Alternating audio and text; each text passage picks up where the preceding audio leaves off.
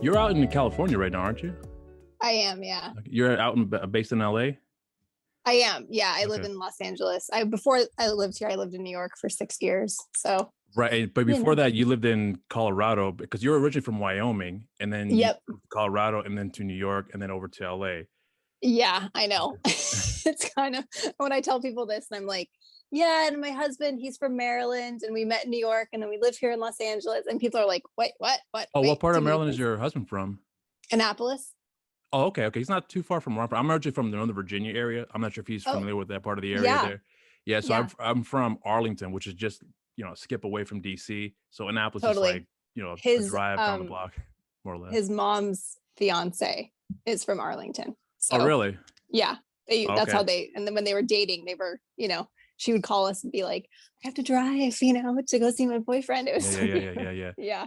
Yeah, I think I moved out. I moved out from Arlington when I was a little kid, but I was still always going back to it because I had family that still lived out there. I Yeah. grew up in like the whole Northern Virginia area, so I'm familiar with all that part of in parts of Southern Maryland too, especially more like the I don't know if you're familiar with like the Rockville, that part of the area. You familiar with that part of Maryland?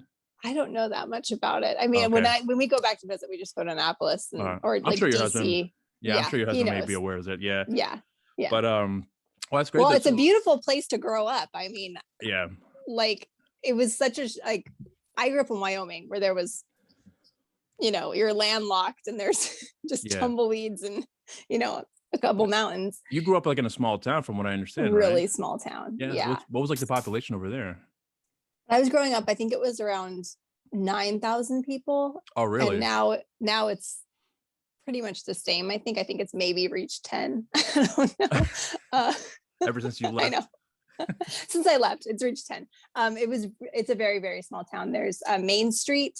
Okay. And then when I was growing up, there was one Main Street and then another street called Federal. There was 2 movie theaters. So we got a movie and we had it for 1 month. So one movie at a time is all we got. Oh, So really? For each month? yeah, for So you got each 12 movies month, a year. 12 movies a year. So is it like just or just the newer blockbusters that were coming out at that time, or is just whatever they could get? What It was that? was it was usually like the bigger blockbusters and thing, but it was, dueling. So if there was something, really big that came out, like the Terminator had come out, one of the Terminator movies, but something else was like conflicting with it, then they would play it at the other movie theater because they were owned by the same family. Oh, okay. But when Titanic came out, for instance, that stayed in our movie theaters, both of them, All for year 2 long? months. Yeah. Okay. For 2 months. And so Oh, you were just really? like, you want to go to the movies? Let's see Titanic again. But that was pretty much the only choice you guys had, really, at that point, right? When Yeah, Titanic that's all I knew. So Oh, when okay. I moved to Denver, when I was around like 14, 15 when I moved to Denver. I was a freshman Okay. in high school. And I remember going to, like United Artists Cinema, which I don't even know if it's that around anymore, or United Artists. And I walked in, it was like at the mall, and there was like a dozen movies playing. It was a culture And shock for you? I was like, you can pick any one of them. Like, and there's multiple times. Yeah, yeah, I yeah. was like, whoa, Yeah, I always forget because I heard some people who come from like that part of the U.S., like Idaho and just certain little parts Yeah. here and there. I think I met 1 or 2 people in my entire life that come from that part of the area, and the only thing I remember specifically about them was that yes, it was a small town feel to it, but the limitations that were there, I mean, the limitations in that part of the area, um, was just like that's all they knew. And then when they stepped out of that part of the area and go to like the East Coast, West Coast, or other parts of the United States, they're shocked to get access to everything else that they Everything. had only seen on TV. I was like, but here in the States, and they're like, yeah, you'd be very surprised. Yeah. Like, holy shit! So it shows you how ignorant I was to that.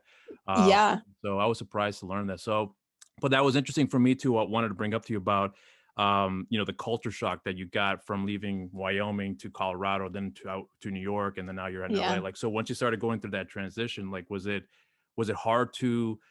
I mean, I can only imagine that maybe at one point you might have felt like a kid at a camp, like, oh my God, there's so many things. Like, is there anything like that you've kind of experienced when you first got out that in that part of the country? Yeah. Denver wasn't as big of a shock for me because, my dad and mom, super supportive parents. And I was very young when I was like, oh, I want to be an actor. And so they would drive me to Denver for you know, dance stuff, and then they would drive me for acting classes. And so I was really used to that. But Denver didn't feel like a super big city to me. It just felt like Denver, you know. Right. And but then when I did move to New York, and I moved to New York when I was 19, and I lived on the Upper West Side. And I remember vividly this one moment when I was walking up 71st, and I lived on West End, and I was walking 71st up to Broadway, and I just saw the sea of people walking across the street, and the build, you know, in the buildings. It was just like so many people. It's like the movies, right? Yeah. And I just was like, this is so crazy. Also, it was so shocking to me that nobody had any land around them. Like kids didn't play in yards. Like I was like, if you go like outside of the city, you will see more of that. Yeah. But like living in Manhattan, and I had a couple girlfriends who grew up in Manhattan, and I was like, wait, you don't have a driver's license? I was driving like my dad's golf cart when I was 10, you know. I was like, it was such a different, you know, type thing. And they were like, no. Because you have everything available for you. Actually, you know, transportation is always pretty much 24/7. Yeah, right there. And so it was a huge, and it took me about 8 months to feel comfortable in New York City, because I was a small town girl. And it took me about 8 months to get, you know, my legs and my bearings, and to feel comfortable, you know, just getting around the city. And then, you know, now that I've lived in New York when I was in my early 20s, which I always tell people, if you're going to live there, go when you're young, because you're oblivious to so much. You're just like, yeah, I'll put up with anything. Sure. I'll pay, you know, X amount of dollars for a closet. No big deal. Like it's so fun. I'm an artist. And now I wouldn't be able to do that. But at the time it was super fun. And I had such a blast. And, you know, now I feel like I could live anywhere because I lived there. So. And you said you met your husband in New York too, right? We did. So was he living there as well?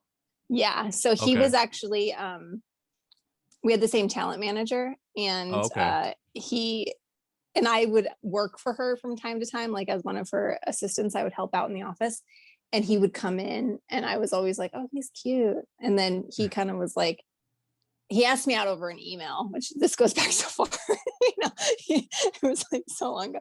It was like 12 years ago. He asked me out over an email. He's like, hey, I'm moving to LA, but I'd like to take you out on a date. And I was like, oh, really? Okay. And so I was like, sure. I mean, I thought it was the perfect, you know, I'd just gotten out of a relationship. So I was like, this is perfect. He's moving. I'll never see him again. We'll go out for a couple dates. 12 years later, a kid, and we're still together. And so you moved out to LA with him around that time, or was it like kind of like a long period before you got to that point? Yeah, he moved out before I did, because in all honesty, I didn't really want to move to Los Angeles. Had you been there before? I had, yeah. I've been to LA a couple of times for work stuff, but I just, you know, LA to me was so, at the time it was really fake, and I just felt like everyone, the most common thing I heard. Yeah, it's you feel like everyone's just trying to be famous. And at the time, this was like before social media, this is before any of that, you know, stuff was around. But you know, I didn't have the same draw as New York had for me, where in New York you felt the artistry, you felt like you were a part of something really cool. And you know, with the theater, that, you know, I was in a theater company, and then you have your, you know, it's just a different community. And I just wasn't really hip on the idea of moving to LA ever. Also, I loved living in New York. I absolutely loved it. But I had said to myself, if I ever have a reason to go to Los Angeles, it's because I'm going to have done a project that will open doors for me, because 10,000 people move to LA every single year hoping to get an agent, a manager, and a TV series. And that doesn't happen for you know, 10,000 people, you know? And so I did move out here. It just, meeting Michael and then him moving out here also coincided with the film The Human Centipede had come out right when he moved out here. And so it just kind of worked out where I was able to move here to Los Angeles, one for a boy, but two for my career. So, and it worked out, and I'm very happy that I made that choice, because I love living in California now. I love it. Oh, really? Even like it was because, you know, California, as at least like the last year or so, I've been hearing, and I've actually talked to somebody who I've worked with here. were telling me that they were leaving California, primarily Los Angeles, because things were changing so dramatically, especially now with COVID. But actually, they moved before COVID though. But Yeah. it was one of those things where you can feel the change occurring, and it almost seems like everyone was either not happy with the changes that were being made, or it was just they got enough of the of the population. Because it's so overcrowded. That's the most common thing ever. I've never been to Yeah. LA before, but my mom, my sister, they've all been out there, and they definitely say it's a movie town, but it's severely overcrowded. Yeah. So that was the most common thing that I heard. So you never actually felt that at all at any point, since you've been there, or at least like I think, after getting yourself settled in? yeah, I think it was because, I lived in New York, and so I was on the Upper West Side for 6 years, and I rode the subway at 7 a.m. when I'm squished up against 25 people, Yeah, yeah, middle of July, and you're sweating, and it's like, 8 a.m. and you're like, that guy's armpit is in my face. yeah. So when I moved here, and I had a car, I did have to learn how to drive again, which was Oh, you driving in forgot how to LA. drive? Well, because I didn't drive for 6 years in New Oh, York, really? Okay. but then driving in LA is not like driving anywhere else. Okay. So you have How to so? learn How how to drive. so? It just, you're like so defensively, because there's rules here that don't apply in other states. I don't think, like, Okay. you always make a right on red, you never stop, like you just go, and there's so many, like, when you're at an arrow turning left, you have to be prepared for 3 cars behind you that are going to follow you if you make that, and it's turning yellow. So everybody's in a rush here. It is overpopulated, but I think when I moved, it was the end of 2009, Okay. and I moved here, and it was, New York had just had the biggest snowstorm that they had in, like, Yeah, I yeah, remember it was that. really I do brutal. remember that. Yeah. And I was in Yeah. Santa Monica, and I was like, I'm at the sunny beach. Like, the weather gets you first. Oh, That's what it really? is. Okay. The weather gets you, because then and now I'm such a baby when it comes to cold weather, because I've been here for so long. And I'm not, I'm more geared. I'm from Wyoming. Like, it's frigid there. And it's like, but now I'm like, I can't get chilly and it's 60, Yeah. That and that sun can really you can get adapted to the sun very, very very quickly. easily, Yeah. very easily. But with that, I've had numerous conversations with people who are in the industry where we've all said the same thing, where because there's not like seasons, and it kind of Yeah. feels just like one big long day that you're just living here, and Yeah. suddenly you've been here for a decade, and you're like, wow, where did the time go? I kind of have that feeling, but it is Okay. it is interesting. The industry has changed quite a bit, especially because of COVID, where which Michael and I have talked about this. It's like, you don't have to be here anymore True. to, Yeah. you can kind of live wherever you want now, because everything's a self-tape. If the project shoots out of town, they're going to fly you around anyways, and so it doesn't really affect anything. The only reason why you would be here is if you have a job at a studio, and a lot of us don't have those jobs, and so you could kind of live wherever you want.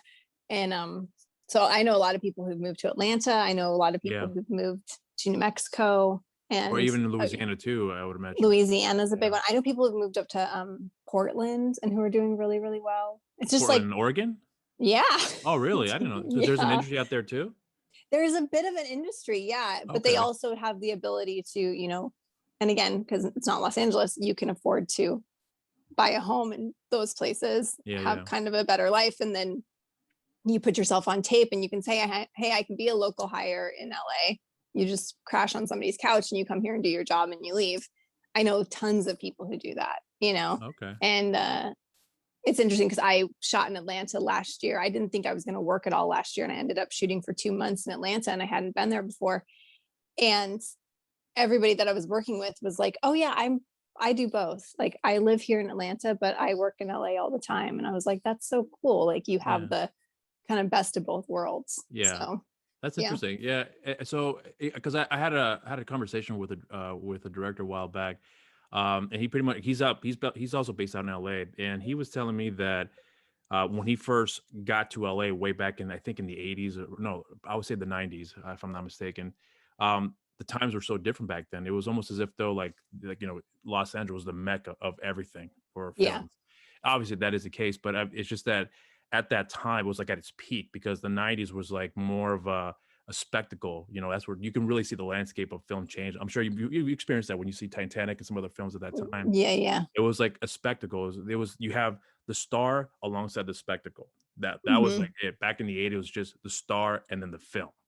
Hmm. So, but when he explained to me how the climate has changed throughout the years, everything just started being drifting away from one spot to another. And as you mentioned before, Yeah. people were just leaving because they're like, well, I don't have to be in LA. I don't have to deal with the traffic, and and it's cheaper where I'm going to go now. Way cheaper. Yeah, Like it's yeah, so ridiculous. Like living here is like, and Michael and I are so used to it because we've lived in New York for so long, but we yeah. talk about it. We're like, there's no way we would move back to New York. We were so lucky that when I did live in New York, I was able to live in Manhattan, where now I would have to live in a borough, which is totally fine. Yeah, yeah. But it's like, it's just, you don't have that option anymore. And even now, like I live in the Valley, which is like Studio City, Sherman Oaks, Okay. Okay. North Hollywood, which we live over the hill. So we have to drive over the hill to get into Hollywood. And that's a whole different area to live Right. in. We live in like the burbs, basically. Okay. Okay. So And so, which I'm but you guys never had any thoughts, since, at least towards prior to the pandemic or post the pandemic, where you guys had some thoughts, maybe we should reconsider moving somewhere else, or you guys were just fine where you are right now. we were actually, it's funny that you asked this question. We were actually, after I'd been in Atlanta for 2 months, I brought my husband and my kid out for the last month that I was filming. Mhm. And I did that because I was like, hey, I want you to see what Yeah. it's like here, because he'd never been there. And so we were actually planning on moving to Atlanta this year. But my daughter is so crazy.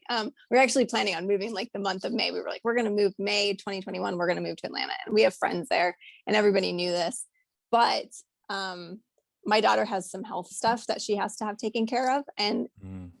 it's just being here in California and being here in Los Angeles, she has the Access to all best that. care. Yeah. And so Yeah. we're already in the system here for all of the stuff that she needs. And so we're like, okay, we can hang here a few more years, but it's not off of our list of Right. places that we might, Consider. migrate to in a few Right. years, which I'm totally okay with, because I feel like we've been here for, I've been here for 10 years. It's been Right. quite a fun ride, Right. and but yeah, there's definitely that part of me where I have, her to think about now, her future.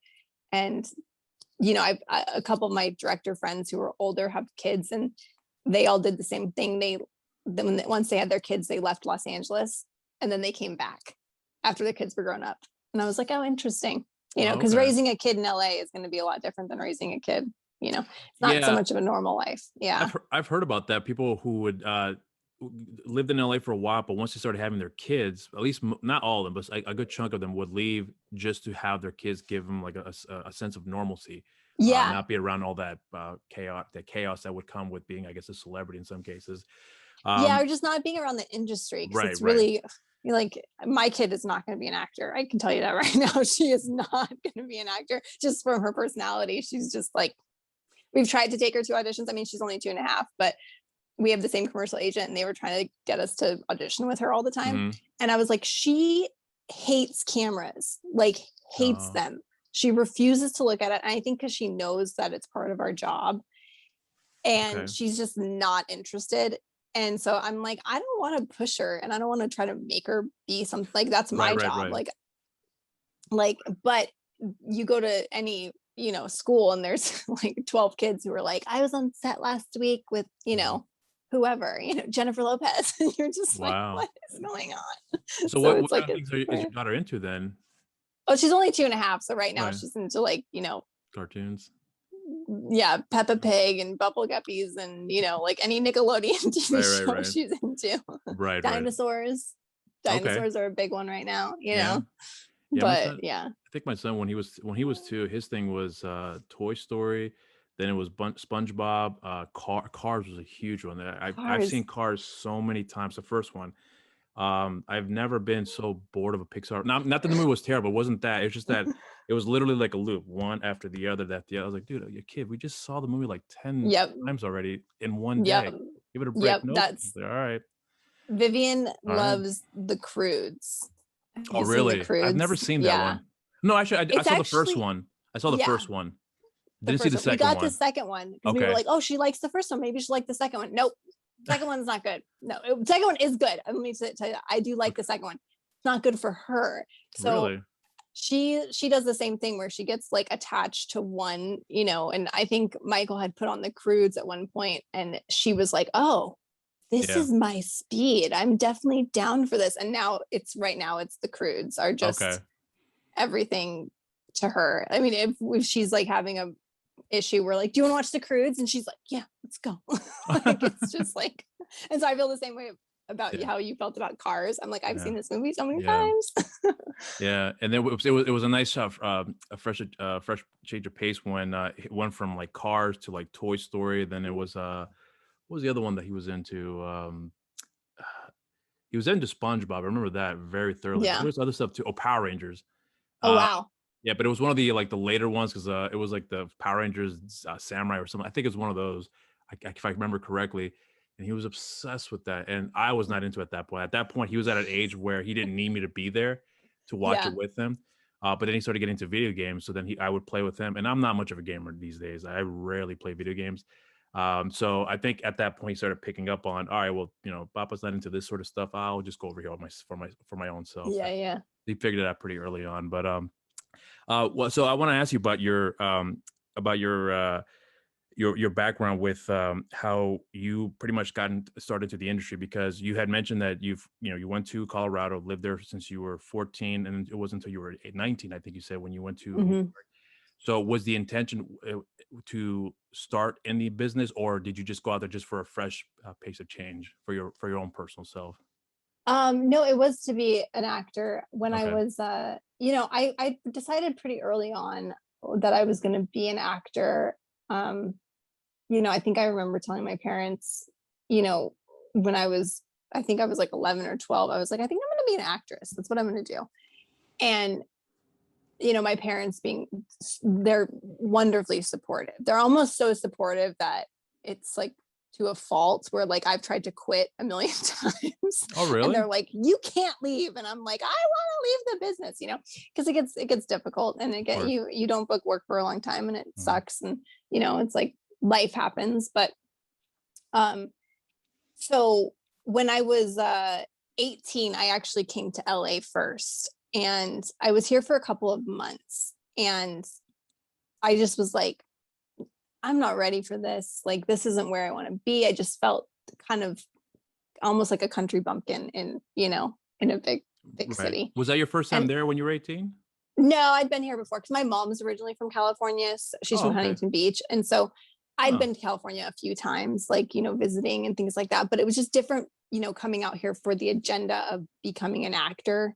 Okay. And I just was like, I'm not ready for this yet. And it just so happened that I ended up meeting the president of this school in New York. And I Okay. met her when I was here in LA. She was basically recruiting, she was recruiting people, kids for her school in her conservatory for the coming up year.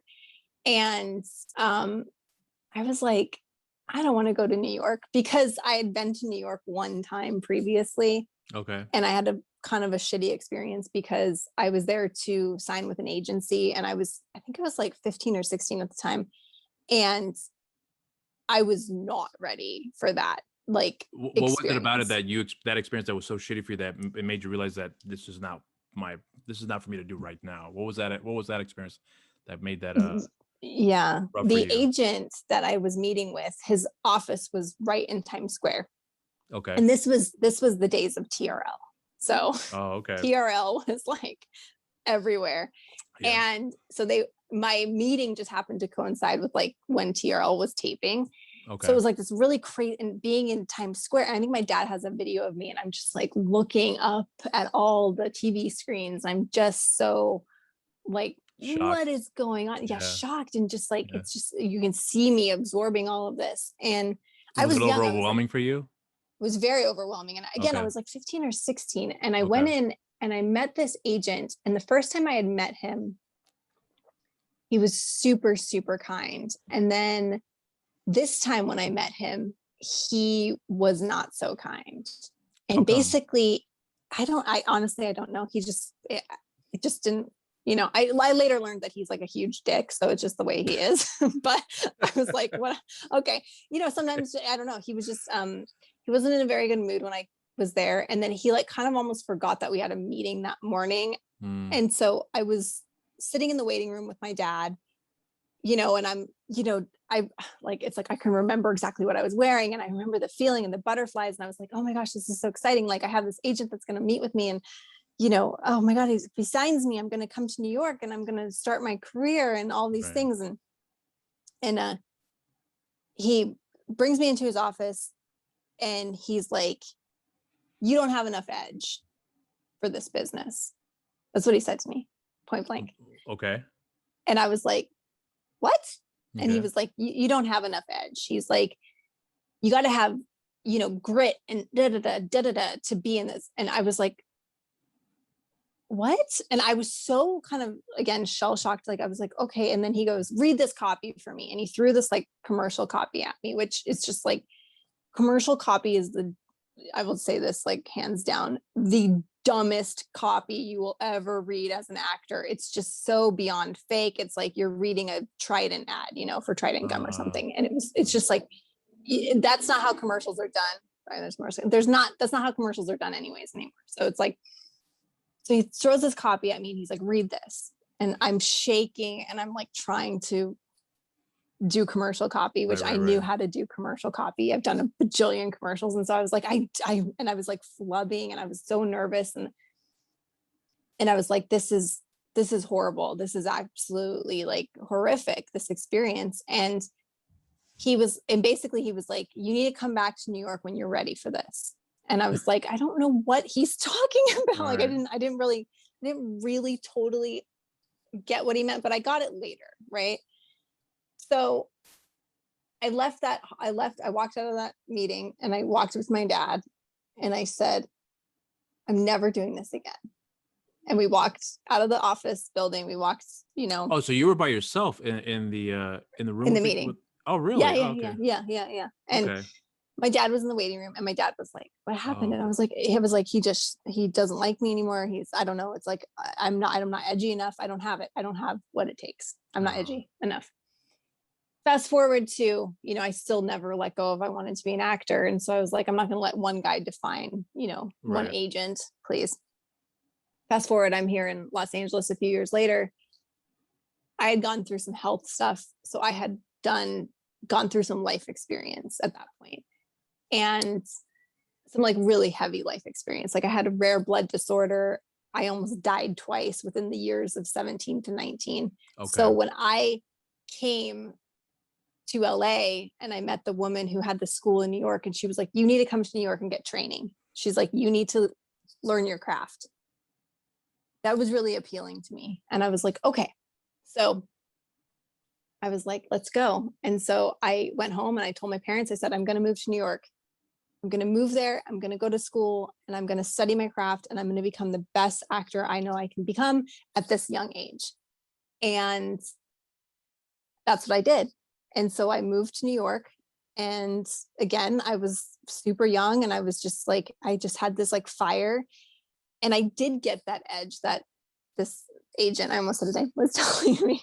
I did get that edge. If you did, I would have bleeped it out. Yeah, I did get that edge. And I got that life experience, that I needed a little bit of that life experience and, to have that under my belt. But also it was the confidence that the president of my school really instilled in me. She believed in me. And that's what it takes kind of when you're that young. You need somebody who sees something inside of you and says, you got it, kid. Like, you just need to work on it, or you got it. You just need to like refine it. You need to polish it. You need to work on it. Like a support system pretty much. Yeah. Yeah. And so I enrolled in in the New York Conservatory of Dramatic Arts. And I was there for 2 years and I didn't do anything else for 2 years. All I did was take acting class. And I mean, I took a lot of classes, tons across the board. I took everything. And I graduated.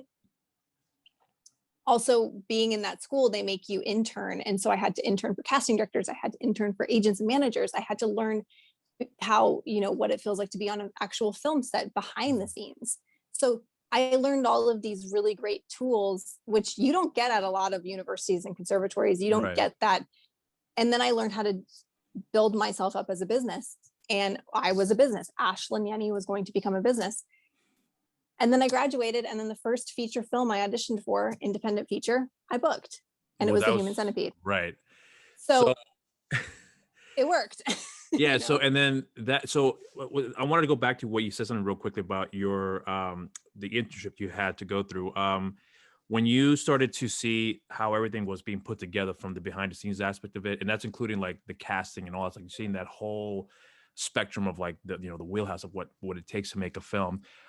Did that help your love for film, or did it help you appreciate it? Like, did anything change for you? Like, because for me, like when I'm asking this, I always look back at when I was a kid. I just loved the spectacle. And then once I started learning behind the scenes, my perception of film had changed a great deal, especially as the years have gone by, where before I used to shit on a movie. And then I look at what it did, what it took to make the film. I was like, oh, you know what? These guys really busted their ass. I feel bad for saying those horrible things I said before. So, I mean, I'm not to say that it wasn't like that for you, but when you saw that process, did that change anything for you at all as far as your perspective of film or the industry itself? Yeah, I'm on the same boat as you are. Okay. Same exact boat. It was, because when you're younger and you're just like, oh, I just want to be an actor. You just see the glitzy part of being an actor, or like, oh, she gets to go on red carpets and she gets to do all that stuff. You don't realize all of the hard work that goes into it from my job, but also my job is this big in comparison to what it actually takes to make the film and what it actually takes to make the TV show, and what it starts, with the writing, and is the writing good, and is the right producers, and there's the director, and then you add in all of these layers, and then the other players that are put in, the DP, the lighting, all of these things, that all these components, and all of those people are working to make me look good. I have the utmost respect for crews. I mean, you can talk to anybody. I am all about like just making their job as easy as possible so that they make me look great, because that's all they're doing, is they're just there to support and lift me up. And so I want to, be the best person I can be. So it definitely, having those internships and doing all those things. And also the biggest thing for me is also learning the casting process, because I saw people come in to audition for things that were hands down the best actor for the job, and they didn't book it. Yeah.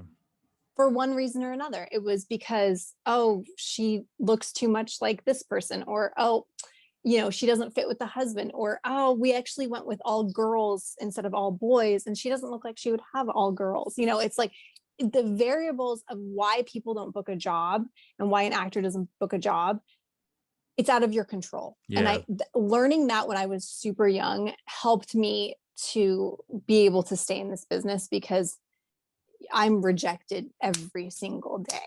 And I can't take it personally, and I can't be like, what's wrong with me? Nothing is wrong with me.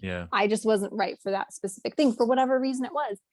And so that was those types of things that you get when you're really young that helped me, shaped me, to be able to stay in this business for, now I'm 36. And so, not give up and be like, oh, I'm not good enough, or blah, blah, blah. It's like, no, the right jobs come, and sometimes the wrong jobs come and shitty jobs come, and you take those too, because you need to work. Right. But then sometimes, you get a really cool one that comes along, and you get to play with really great actors, and it just all comes together, and it's a beautiful piece, and you're super excited.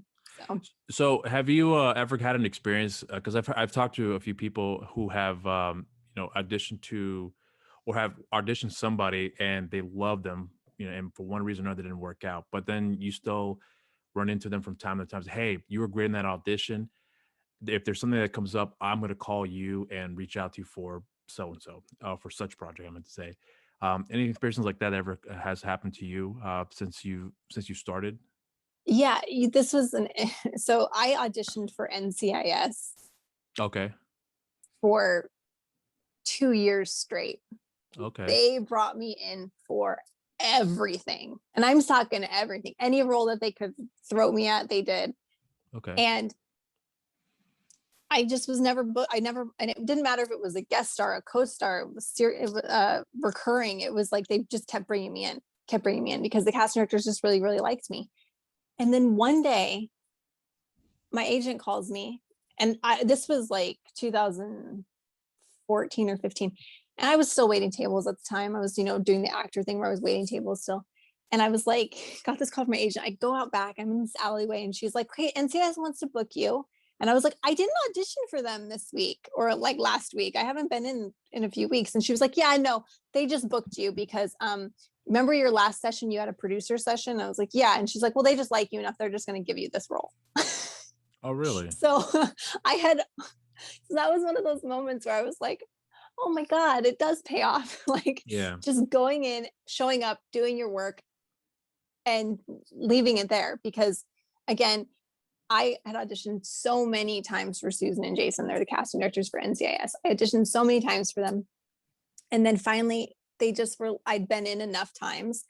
The producers and directors had seen me enough times that they were like, "You know what? We don't need to cast. We already have this cast. Just hire Ashlynn." So I got cast and I got to work on the show for a day. And it was one of the best experiences of my life, because when you get to work on a show like that, who's been on the air for 20 years, Yeah. it works like clockwork. You just get to go on and just like, you get to be the beneficiary of this amazing, Right. well-oiled machine. And it was so fun. I had the best time. The actors were all on point because they've been doing their job again for like 20 Right. years, Right. And I just got to just go and be like a kid in a candy store, where I was like, this is the part of the job that's so cool. That's Okay. so cool. But it was because I had shown up and done my work every single time they called me in. I didn't get an ego. I didn't get pissed. I didn't get like, well, they never hire me. Why am I going in again? This is the 15th time I've gone in for them. Why aren't they Yeah. hiring me? I never did that. I was just like, okay, I'm just going to go in and see him again. I'm going to go in and see him again, do some more dialogue, do some more lines. Hopefully they hire me. So that stuff does happen. I know other actors that's happened to. And Yeah. that's just where you have to just keep your nose down and just keep plowing through, and then know that like sometimes they'll just hire you Yeah. because they know you can do it. Yeah. And I think that's one of when I was when I was a little kid, I wanted to be an actor too, but it was all superficial stuff as well. From my Hmm. standpoint, it was more about, as you mentioned before, the glitz and glamour. Yeah. And one of the things that I remember when I was a kid was that whenever I would audition for like school plays, I'd never get them because I was horrible, and I always took them very personal. Yeah. But see, I didn't understand the process very well. I just assumed that I'm going to read a line, and then I had this image of like what I thought they wanted to see. Anyway, so long story short, once I understood that whole process of what it took, for you to get a role and the rejection that comes with that, maybe I'm too sensitive, but I didn't really like that process for myself, because that's something I think most people, you have to have like a certain you have to have a certain amount of thick skin for you to go through that, to deal with that rejection for whatever the reasons may be. Sometimes you're just not right for the part and so on. And then I think that's where some people then roll over to the production side of it too, Hmm. where they are wanting to control the situation. And I actually wanted to get into that later on with you, but I figured since I'm on the topic now, you are getting your hands on in producing as well too, and I think in a Yeah. film that's coming up really soon. And it's just because your relationship that you've had with working on the film Antidote, which I had reviewed, and I want to get into that as well too. But from that experience working on the set, you worked with Peter. Forgive me for mispronouncing his last name, Dashkalov. Death cloth. Yeah. Yeah. Dashkalov. Okay. You guys had a great working relationship, and then as a result of that, you're going to produce his next film. Is that what I heard correctly? Yeah. Yeah. So explain to me that transition from going from acting to that part of the production side of it, because I would imagine that your experiences with internship, you have some knowledge how this always is going to be played out, Hmm. but now that you're actually going to put into use, what's that process like for you now? Yeah. I mean, it's super. it's super interesting how it kind of all unfolded, because years ago I had a really small production company with a friend of mine, and we had done a couple of short films just for ourselves. And then one of my other girlfriends had hired us. She has her own company, and she manages artists. And so we were producing music videos and like behind the scenes concert videos and things like that. So I was very well versed in producing like very small things. Okay. And, you know, producing them and then getting them out so people could see them. Right. And I never really like loved the process of producing. I was like, oh, it's just not my favorite thing. Like, I don't, you know, and so I left that production company. I said, I don't want to do this anymore. I'm just going to focus on being an actor, which is what I did. So I left, you know, cut ties with that, you know, friend of mine. And we, you know, she moved on. She started producing tons of things, and that's predominantly her job now. And then everyone always asks me when I'm on set, they're always like, are you going to direct or produce one day? Are you ever going to do, because I don't know if it's in my personality or my DNA. It's just like, I'm so all about the cohesiveness of like how the film set works, like, and how everything plays in. And I'm like, you know, and I'm all about chipping in and helping wherever I can, you know, if I have knowledge of whatever needs to be worked on, or if something's, you know, lacking, I can help chip in. So on Antidote,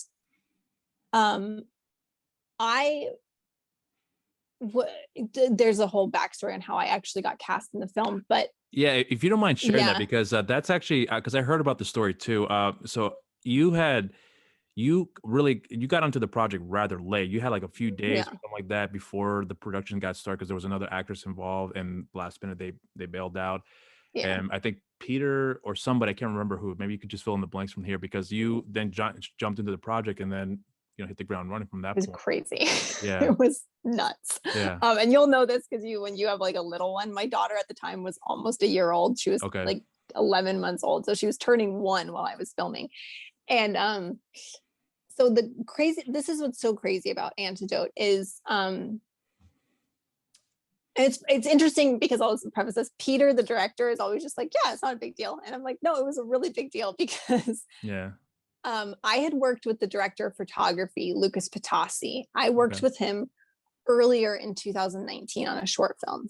And Lucas is a wizard behind the camera. He's so talented.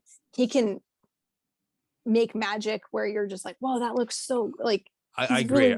Really, I saw the movie. Yeah, I agree 100%. I think he's really talented.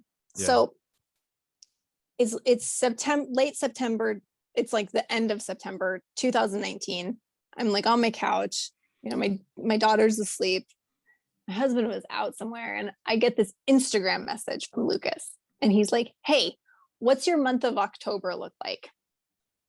Yeah. And I was like, what? That's so cryptic. I was just like, I don't know. I'm here. I'm in LA. Like, what's going on? And he was like, I'm DPing this movie. I want to send you the script. Right. That's all he said. Yeah. So he sends me the script and I read it. And at the time, the working title was Facility. Right. It had a lot of changes, a lot of title changes. I think one preview that I saw before the film had come out, it was something else entirely different. It wasn't Panacea. That's the one. Yeah. So it was, the first title was Bloodstain. Yeah, I remember hearing that. And then it got to the Facility, and then it was Panacea, and then the distribution company wanted to call it The Cure-All or something like that. I can't remember, but I remember hearing something about that too. And then my husband is actually the one that came up with the name Antidote. Okay, yes, right. Okay, yeah. Funny enough, because I think because he was reading some article about COVID, and then I was telling him, Peter and I can't find a name. Like, we're like, The Cure-All is not a good name. Like, nah. And he was like, what about Antidote? And I was like, Antidote starts with an A. It's great. Like, let's see if Peter likes it, you know? Yeah. And so explain about that part where your excitement about having that start with the letter A, because I think some people don't realize that the importance of how, you know, titles are searched. Titles are searched and how they come up. And I was like, I was like, having an A name is always better than having like a Z name, you know? Right. I just know. And I was just like, also, I wanted it to be something, you know, that didn't give away too much about the movie. And Peter really wanted to have like the the poster with like me and the Right, bottle, right. like, Yeah, yeah. and I was like, well, you know what? It's cool because it's like, it kind of plays into like everything that we need. And I was like, it's kind of just got this whole cohesive, you know, title without giving anything away. Right, it's And I kinda was like, which is ambiguous. cool. It was cool. Yeah. Yeah. And I was like, and it doesn't totally fit, but it fits enough. Right. So it's like cool. Cause we never say Antidote in the movie. You know what I mean? No, Like it's never, we never actually say the title in the name. no. So, and Panacea was another name that the sound guy had come up with. And Panacea means a cure-all. Okay. And that's what it means.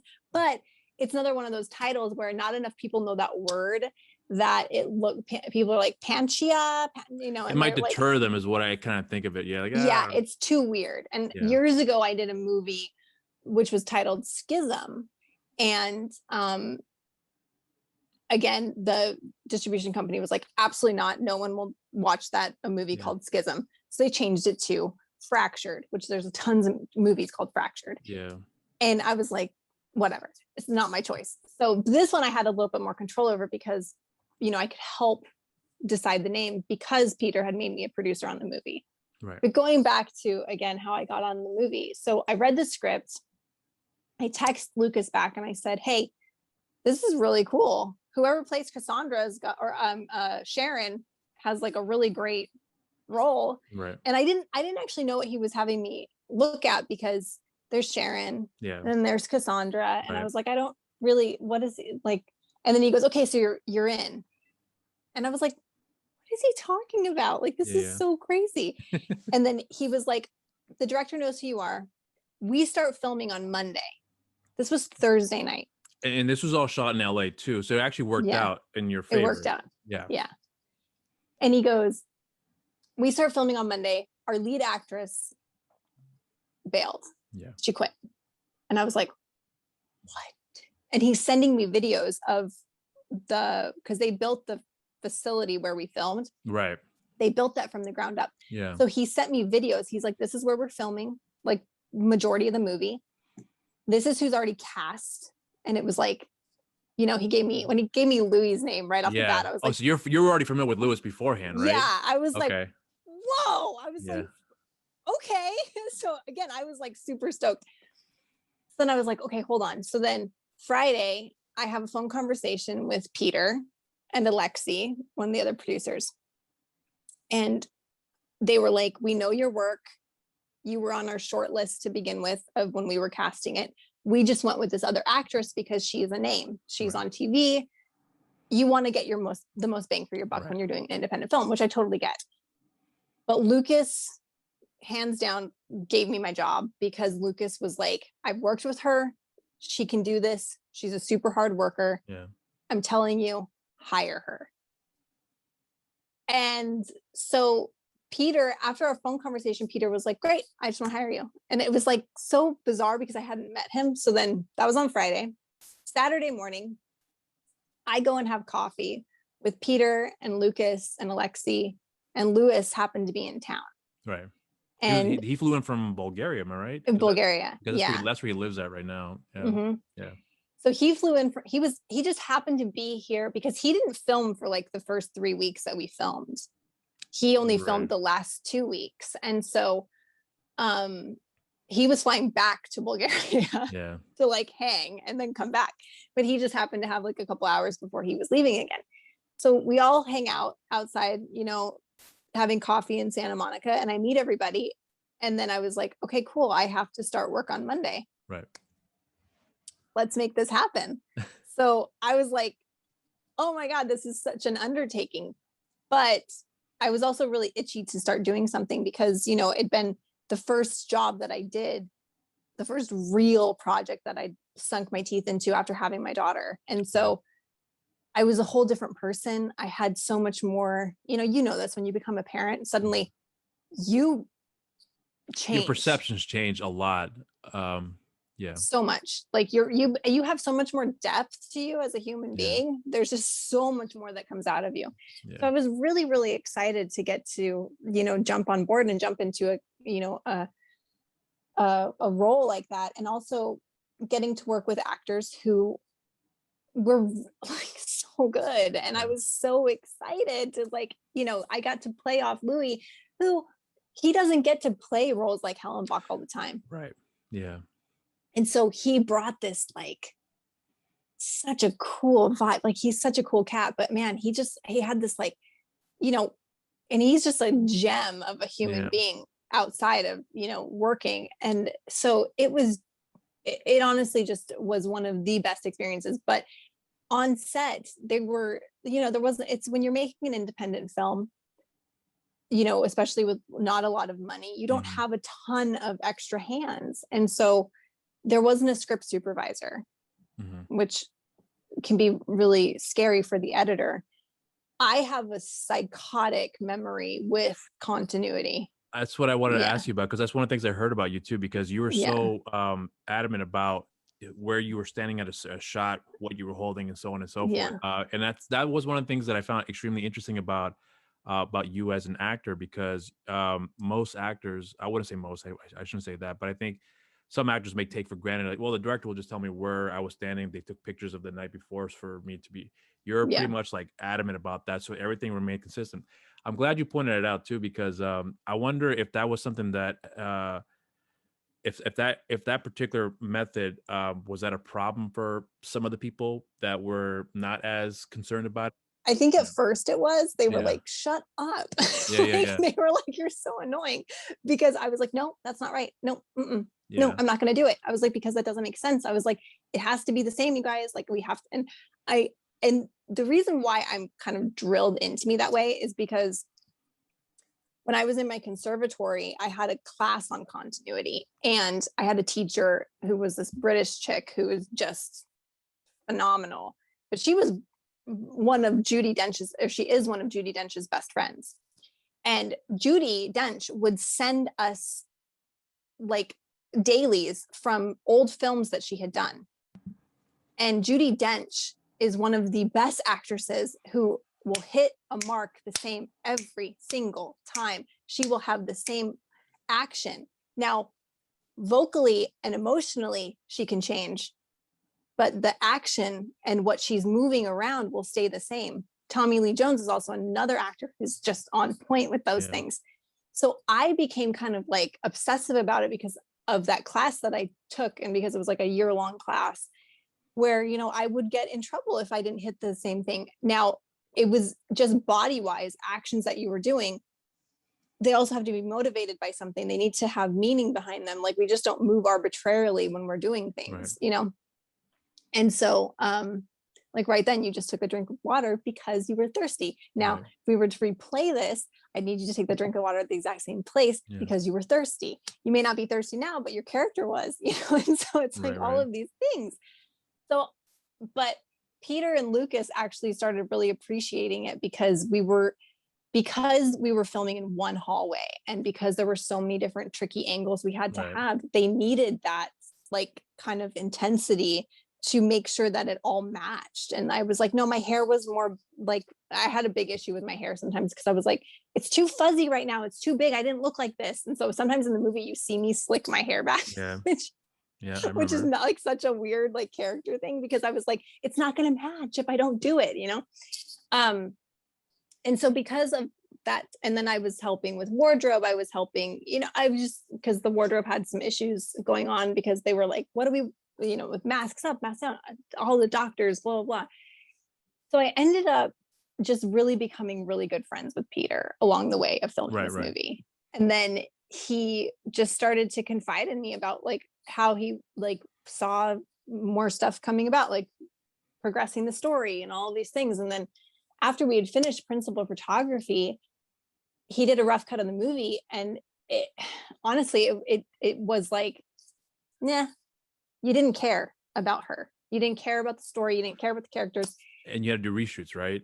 We did reshoots. Yeah. We did 6 more days of reshoots with adding in all the stuff with the detective, Yorgos, Kostas, giving her more of a backstory, more flashbacks, more outside the facility, because it got so monotonous. And even watching the movie, sometimes you're like, okay, is she out of this hallway yet? And so you needed that breakup. And then we ended up doing those reshoots. And if honestly, we wouldn't have done more, I don't wouldn't be talking to you right now because the movie would have just, but Peter's really brilliant. And he's like, yes, we're going to invest more in this. And so then he was like, I want to make you a producer on this movie. And also I want you to help me with future projects. And I was like, okay. And I was like, so I'm kind of just, dipping my toes slowly into that producing side. But, I have so much respect for the entire artistry that goes into making a project. Right. So I don't have an ego when it comes to, being in front of the camera or behind the camera. I'm just happy to be part of it because it's such, like, you're making art, you're making something super cool. And so Peter actually just is shooting a short film right now that I cast, and I actually cast my husband in it. And so, because he's got this long beard and this long hair now, and I was like, you kind of look skeezy. As I was like reading the script, and I was like, it's the best couple he's probably gotten from you. This. And he was like, I need footage like this, because he's an actor too. He was like, I need this with my beard. And I was like, totally. Lucas is gonna shoot you. You'll look great. That's great. So what's the is that gonna be released like in a festival, or how's that supposed to be released for the short film you guys are talking that you just talked about? Yeah, the short film, it'll be just for festivals. It was just something, honestly, it was just because Peter was so itchy to make something. He's like that type of creative. He's an artist. He studied art history in he's from Bulgaria originally. And then he studied in the Czech Republic. And so he's an artist. Like, if you go to his house, he's got tons of his own artwork everywhere. And he just has a studio upstairs in his house. And he can shoot basically anything there. It's like 2 rooms. It's really cool. He has all of his camera equipment. And so you can just go there and make something. And so he just was pissed about COVID, because also Antidote was supposed to come out much earlier than it did. Right. Like most things, because of COVID, they didn't come out on time. And it was supposed to come out, I think, November of last year. Because it was finished in like August of last year. So we were sitting around for a really long time with it. And Peter's just like, at this point, Peter's like, I'm done with Antidote. Like, he's like, I'm done with the movie. I've seen it. I'm moving on. And so then he was just like, I really just want to make something. And also, the feature that he wants to do, he wants to hire a pretty young actress to play the lead in it. And he wanted to, basically audition this girl, shooting a short film with her to see how it would go, if she was the right fit for the feature that he wants to do. And, and so I got to cast it was kind of full circle for me, because I was casting a young girl who was around, like, when I did Human Centipede, I was 22. She was around 20, 22. Right. And, didn't have a ton of credits to her name, but was going to get to play the lead in something that could be something really cool, and give them that opportunity. So it was really, really cool to, like, hand cherry pick these girls that I auditioned and kind of just instruct them and guide them, with their auditions. And then I put them in front of Peter, and then he chose this actress who's amazing, and I'm so excited to see what she does. She's so, like, she's just cool. And were you able to see some, like, some of the dailies for what's been shot so far? Yeah. Or is it already done? It's already done. It's not completed yet. Okay.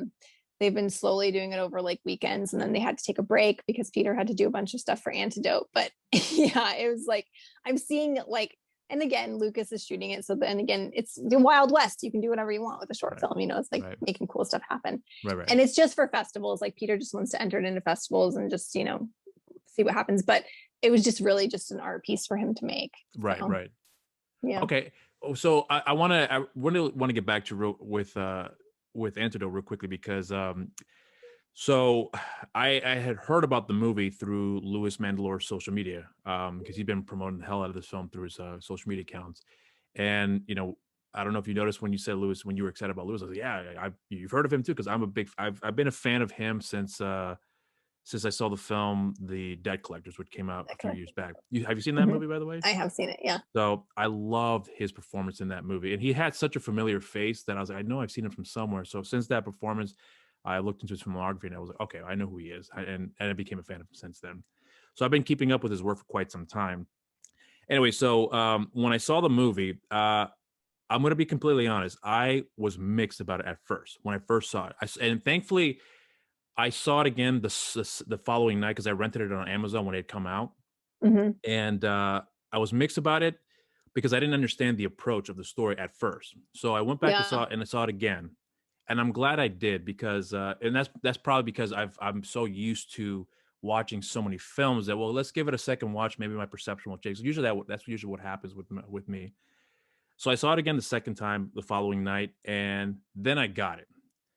I got the well, I'm not going to get into spoilers because there's certain things that I thought was I didn't get, especially when it came to the end. And then the one part that really clicked for me was the conversation that your character Sharon and Hollenbach had in the office, which deals with Mhm. the third book. Which I was like, oh, okay, now I understand the approach because I've never read the book. And then once I got the idea behind it, and then looking back at the character, your character's background, it started making more sense. But then after I saw it the second time, I liked it more. Then I saw it again a third time before I did the review to really, make sure that it wasn't Mhm. just like a fluke for me. And thankfully that wasn't the case. So for me, it was one of those films that I had to watch again for me to really understand the approach of the story. And I'm so glad I did that because once I saw it again the second and third time, um, each and every time I started watching it, I liked it more and more. And Mhm. but then again, maybe I'm not that smart of a person. I just didn't get it right away because the whole concept behind of this whole psychological struggle that your character had gone through. The reason I'm bringing this up is because when I saw the film and then I did the review for it again, my perception of the film turned from like a mix to a positive reaction to it. When you saw the movie for the first time, you had mentioned that you were like, it's not that good because there's so much that was missing. And then you went back to add those additional scenes for for the character's background. Like, what was that for you that you felt like was much what was needed for that whole, for the character's background? Yeah. Um, no, I really appreciate that completely honest, review, because when you make a movie that has these like psychological layers in it, and again, you're weaving in this narrative that is kind of out there a little bit, Yeah. and you want it to be a shocking spoil, you want it to be like a twist at the end, so you don't want to give it away too much at the beginning. Now other people have watched it and been like, I knew immediately, which I'm like, great, you're really brilliant and smart. Yeah. When I read the script, I didn't see it coming. So, and that was the original script that didn't have all the extra backstory stuff in it. Right. When I read it, I didn't see it coming, the twist at the end. But when you make a movie, you want to, the biggest thing is you want people to care about the character. You want people to identify with that character and care, because if you don't, you're going to turn it off and forget about the movie. And um, I've learned that along the way, in many films that I've done, where I'm just like, you don't give a shit about this character. You could care less if they live or die, you know? And that was one of the things with Sharon, is like, I was like, we've got the legs, but now we just need to build the body, Right. because it had the legs, but it didn't have the body around it. And I think that's, and again, why a lot of, you know, directors and producers, they do a really great job of screening their movie for test audiences before they release it. And I think that's a brilliant thing to do, because Peter got enough feedback from people that were saying the same thing as you were. They were like, I don't get it, I Yeah. don't get it, I don't care, I don't get it. And they needed to have that added into it. Now if we would have had X more money and more time, we could Right. have probably added in way more like juicier stuff. You maybe developed more characters, because that's also a part of it that I think I would have liked to see more, is a little bit more backstory, or a little bit more of the other characters, Yeah. I'm including glad you said that. Hellenbach, like Yes. his, and Yes. also because this is also a part where it is still confusing for people, because Yeah. my husband included watched it, and he was like, and he had to, he was like, wait, and this is giving away, but he's like, the doctors get tortured? And I was like, Yeah. So. yeah.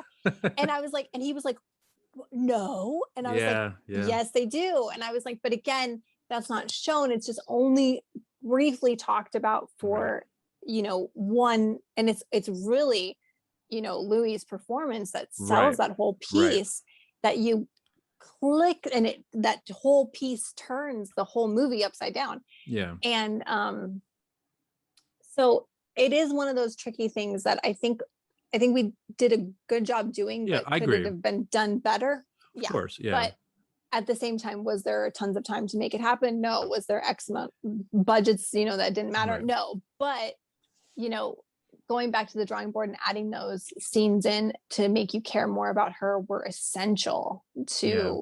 to make the piece, work. Because otherwise it just, So I'm glad you brought that up about the the characters, the doctors in the facility, because that was something that I remember that I didn't point it as I said as a negative, because when I do the reviews I always put positive negatives, but sometimes I have to preface that this is really not a negative, it's more like a sticking point for me where it was good but I I wanted wish. more. Yeah. Right. Yeah. So that was one of the scenarios that was one of the cases here for me in this film, because you mentioned Louis Mandylor's performance was phenomenal. He really was that good. There's certain Mm-hmm. mannerisms he has, like his cadences and so on. It was really distinct. He pretty much was like the face of the facility at that point. Yeah. Yeah. So, but when you learn enough about his background, I was like, well, let's focus on that part of the story too. But I understood that, there's only so much time you have to be able to tell the Mm-hmm. story, and you have to be able to focus on the key points and that's integral to kind of, to really get from point A to point B. I completely understood that part. And there was a part of me that wondered too about the other doctors in the facility too, as you mentioned, that were also being tortured. You don't see that, but it's just mentioned. And I'm wondering myself, I would love to see, because we've got the patient's side of it. Yeah. Let's get the doctor side of it too, where Yeah. Hallenbach, excuse me, is talking to the other guys. And the little times you do, it's more about when the patients are around rather than them being isolated and having that one-on-one with them. What's their perspective and so on and so Yeah. forth. So, I mean, but again, it wasn't a negative for me. It was more like I wish we could have gotten more of that and somehow being able to weave that into the story to not make it so convoluted. But again, there are some choices that are going to be made. Some are hard ones. And I think this was a decision where I thought it worked best for the film. But the changes that were made after the fact, I thought were very helpful for the story. Yeah. Yeah. So, and I'm glad that you had mentioned that too, because I wanted to bring that up to you as well. So I wanted to point out one other thing about the film too, and I hope you can share some insight about this, because I came across a one behind the scene video that Peter had uploaded, where it was, I mean, I don't know if I'm going to mention it anyway. So it was involving where you're crossing, from the facility into the light, if you will, right? Yeah. That whole process right there of you making that scene, or you shooting that scene, I meant to say, you're being hung on wires. You are, you have different setups for you to feel, to see how shaky the ground is where you're walking on that's falling apart. I found that process to be interesting too. But for you, was that the first time you ever had to work with something in that kind of in that capacity, we're working with wires and having to deal with that? Because I've some of the films I have seen you in, I don't recall ever seeing you work in films that have that kind of like level of physicality. So if you could share your experiences with that side of it, because I'm curious to hear what that was like, because I heard wire work is extremely difficult and it can be very painful Yeah. too. Yeah. Yeah. You're absolutely right. I've never done anything like that type of stunt work that it's considered stunt work. I've only had like, thrown punches and, Right. kicks and things like that. And even then I have a stunt double, like when I've done that in other movies, because they're like, she doesn't throw a great punch, it's like, so, I was super excited to get to work on, get to do all of that stuff, because when I had the meeting, on the phone, they were like, also, we're shooting a bunch of green screen stuff. You're going to be rigged on a wire. You're going to be like hung repeatedly. And I was like, oh my God, this is so cool. But working on that, with the green screen and doing all of the end sequence of the movie, is all green screen. Right. It was, for me, it was exciting and also so challenging, and I have the utmost respect Yeah. for Sandra Bullock, who did Gravity, Yeah. because or anyone who really works on green screen. But I mean, her whole movie is green screen, and Yeah. and she's getting like spun up upside down. Yeah. It's like it's insane. Green screen is incredibly difficult. Also because for me, I have an idea of what I'm looking at, my idea, Yeah. but I need to have Peter's vision. But bigger than that, you need to have the graphic designer's vision, who, by the way, were not the original graphic designers. That's why the graphics are a little kind of shaky. I wanted to ask you about that too. Yeah. Yeah. The people that actually were there who shot it didn't end up they dropped the ball on the project and bowed out. So that left Peter giving raw footage to someone who had never been there, had no idea what we were doing, and had to create something out of Peter's imagination, out of stuff that he didn't design. Which is very difficult because, they put stickers and little markers all over that green screen to make the markers. I mean, the fact that it even got finished was kudos to that guy because he had a very big job to do. And for something that wasn't his work, it was like somebody taking someone else's painting and be like, make the Mona Lisa out of it. And it's like, how do I make that happen? Okay. Out of finger paints, so it was really exciting to get to do all of that stunt work. It was really exhilarating. And, as an actor, you just get excited because you don't know if you're ever going to get to do those parts like that again. And so you just milk it for what it's worth. And, I loved every second of it. When, I was very lucky because the stunt coordinator was Jesse Jacobson, and he is so talented. And he's so safe. Like, he's just so safe. Like, he just makes you feel so 100%, comfortable and cushy when he's like, okay, on my count. And it was all on his count. So everything we did was because of what he was doing. Right. And so Peter just gave him complete, free reign to do whatever he needed to do. And he rigged me so I was completely comfortable. I had a vest on most of the time. I had a vest on, and then that vest would string me from the back or the front. I was either clipped here or clipped on the back. And there was different variations of things that they were making me do. And it was just really cool. It was honestly, how much time do you guys really have cool. to prepare for that shot? I mean, they allotted, I think we shot green screen for like 3 days, and then to get the full sequence at the end. And then, but we had to go back and do reshoots a few times. So I think all in all, it took like around 6 days to film the end sequence. Oh, really? But then, yeah, the hanging, we did that a number of times. Okay. Because the green screen was actually much easier to work on because, we're not dealing with a blood variable in there, whereas like when I'm in the facility and I'm getting strung up, the biggest thing is like Peter really wanted that.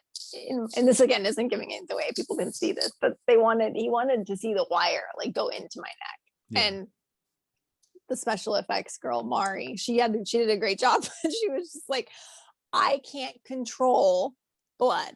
Like, I can pump it as fast as I can, hoping it's going to come out, but I don't know if it's going to squirt one way and squirt that way, or if it's just going to drip.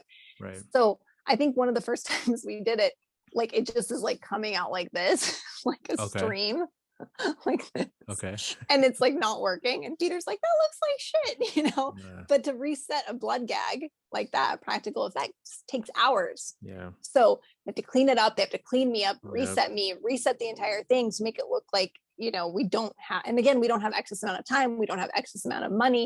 It's like, we only could do it a few times. And so I think they ended up hanging me all together. I think it was like 6 different times. Okay. And we end up using the hanging that was the very first one we did, because it was when the blood actually came down the way that Peter wanted it. It was also the energy that was on set. It's just everything about it was just there because it was the first time we were doing it. Right.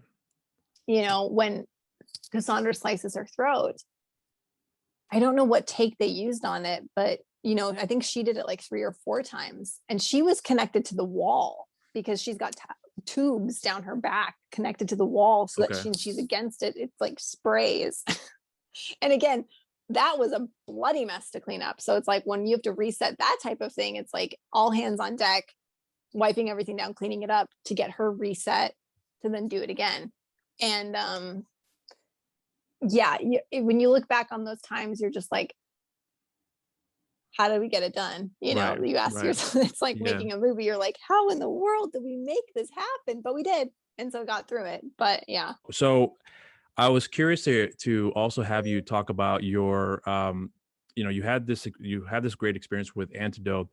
But I actually kind of want to go back a little bit with your career with regards to the Human Centipede. I know you've been asked about this a million times, but the one thing that I found the most interesting about your experiences was that I think at one point, I think I've heard you said that, correct me if I'm wrong, you said you at one point you wanted to kind of distance yourself from that after the first couple of years. And I was hoping if you could actually share that what that was like for you, because being that was such a huge project, and it obviously had an impact in the horror genre, and then in a lot of ways you were almost like typecast for that, and obviously you wanted to do other things too, like any other actor. I get, and I think that's a very important thing as well. But could you talk about that too, because for someone like myself who at one point, whenever I hear these stories about actors going through that experience, being typecast or having a part that looks to be at least in a positive light going to lead them somewhere, but then it kind of takes them down a path that they didn't really expect and didn't necessarily want to go down that route. And I know now you've seemed to be more accepting of it. You actually celebrate it a little bit more these days. But could you talk about that experience? Because I would like for people to understand what that's like for someone who's going through such a very important part of their life that could possibly be, turned to the positive, to the negative. But in your case, you kind of have a bit of both at the same time. So could you delve into that if you don't mind? Yeah. It was such a weird, it just like, it's still trippy to me, like being part of the Human Centipede. I didn't know it was going to become what it did. Right. None of us did. The director says he did, but I secretly am like, really? It's like, I'm just like, yeah, it's really cool. It's such a cool thing now. But, when it came out, it was so controversial, and it was so, and I was just riding along this wave of, this is the first movie I've ever done. I'm not particularly great in the movie. To be honest, it's like I'm that was the first time I got my feet wet on a feature film, which it was a great experience working on it, which is weird to say because people are like, oh, what was it like? And I'm like, it was actually really fun. It was, they treated us really, really wonderful. And, we made a movie and had some weird shit we did in it. And then it was like, I went home. But because I was thrown into the horror genre, which is not a genre that I, really saw myself working in, I wasn't a horror fan. I wasn't a horror buff. I didn't know a lot. I'm super scared of horror films, actually. And, I watch them now, because my friends are in them, but, it's like, I wasn't, this kid that grew up being like, I love Freddy Krueger. Like, I was like, no, oh my God, that's so scary to me. So being thrown into the genre was really interesting because the horror community is so small in reality, and everyone is so cool and they're just so accepting. And so I just felt, I was like, oh, this is so awesome. I get to be a part of this really great community of people. Yeah. And I was very fortunate that, the horror genre allows newbies to come in, and they, if they like your work, they will continue to watch other things that you do. And yeah, I got dubbed a Scream Queen after the Human Centipede, which was such a weird title to put on me 22, it's the only thing I've done. Like, how am I a Scream Queen? Like, this is so weird. Like, I've only done one thing. And so it was definitely really hard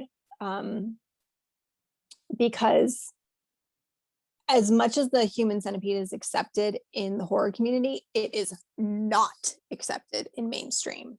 Right. So I'm trying to, I'd come out to LA. I had a great manager at the time. I had a good agent, and I was going out. My first, pilot season that I was here in Los Angeles was the best pilot season I've ever had, because I was actually going in for series regulars on TV shows, and I was auditioning against like really great actresses, and I was like, oh my god, I can't believe like I'm here with them. I wasn't ready for that, to be truthful, because I hadn't gotten my feet wet. I hadn't done any sort of television show yet. I hadn't been on like a real proper set yet. The Human Centipede didn't even have a actual script. It was a pamphlet with pages in it. And so I didn't actually know the process of breaking down an entire script and all of those things, which I got along the way. But, I was kind of just thrown into, oh, was in this movie. Okay, we're just going to throw her to the wolves. And, I had some pretty bad experiences, completely honest, with bad experiences with casting directors who, I would walk into the room and they were like, only saw me as, the girl from the Human Centipede. Even if they hadn't watched the movie, they just already pegged me as like, oh, she's crazy. She does weird stuff. Like she's out there. And then I had an even more negative reaction when I was looking for different agents at the time, where when you want to work with a bigger agency, they all have to, it's like a boardroom of people have to meet with you. And I point blank had this one woman look at me, and she was like, I don't want to talk about the Human Centipede. And I looked at her and I said, well, I have nothing else to talk about. So there I am. What else am I going to say? And I obviously didn't get signed by the agency. So we went back to, you talked about having that really thick skin. And I have incredibly thick skin when it comes to, this business, because that movie shaped me into how I need to respond. Like nothing's personal. Like somebody's not a fan of your work. Okay, move on. Somebody else will be. Right. The right jobs will come. But I did have to dig myself out of a few holes. As far as work wise, I had to dig myself out of those holes, and it didn't happen overnight. Right. It didn't happen, by me just saying, okay, I'm not going to do that work anymore, because a lot of some of the work that I did after the Human Centipede, I took because I had to, I needed to work, or I needed a job, or I was like, oh, this is going to see me in a different light. And it never did. Or this project's going to be the thing that changes me. And then it didn't, the lead actress doesn't want anything to do with the movie. And of course she's the name. And so nobody wants to watch the movie. So there was a lot of times where I just was like, okay, and then I actually took time off where I was like, I'm not gonna, and I didn't act for like 2 years. I didn't do anything.